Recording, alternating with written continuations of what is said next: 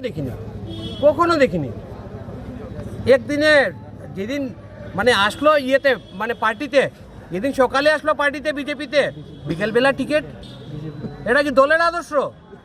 কোন দলের আদর্শ এটা? বিজেপি তো কখনো এরকম ইয়ে করেনি। আজকে আপনারা দেখছেন কমলাক্ষ দেবপুরকাস্তর আপনারা দিয়েছে বিজেপি ক্যান্ডিডেট। উনার তো ইয়েই ছিল না দলের, মানে যখন উনার নাম গেছে ডিস্ট্রিক্ট অফিস থেকে গুয়াহাটি পর্যন্ত, তখন তো উনার পার্টির মেম্বারশিপই ছিল না। তখনও তিনি কংগ্রেসের এমএলএ ছিলেন। উনি জয়েন করেছেন বিজেপিতে 5 মার্চ এবং 14 দিনের মাথায় উনি টিকিট পেয়ে গেছে। তাহলে এটা কি বিজেপির আদর্শ? আর যারা হাজার হাজার কার্যকর্তারা পুলিশের লাঠি খেয়ে নিজের জীবন দিয়ে নিজেদের পকেটের পয়সা খরচা করে এই পার্টিকে দাঁড়া করালো, তাদের উপর হঠাৎ করে এনে যে এরকম ধরনের যে কংগ্রেসি একজন মানুষ দেওয়া হয়, তা তো কখনো মেনে নেওয়া যায় না। বিজেপিতে আজকের ডেটে ইন্টারনাল কোনো ধরনের কোনো ডেমোক্রেসি নেই।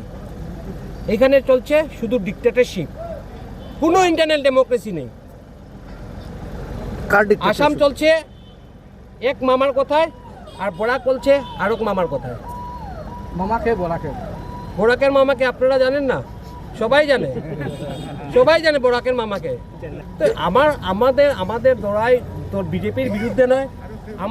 আমার লড়াই হচ্ছে এই যে পার্টির ভেতরে যে এই যে একটা অপব্যবস্থা যে শুরু হয়েছে, যে ব্যক্তিকেন্দ্রিক হয়ে যাচ্ছে, সেই ব্যক্তিকেন্দ্রিক যে যাতে না হয়, বিজেপির যে আগে যে আদর্শ ছিল সেই আদর্শ যাতে পুনরায় ফিরে পায়, সেজন্য আমার লড়াই।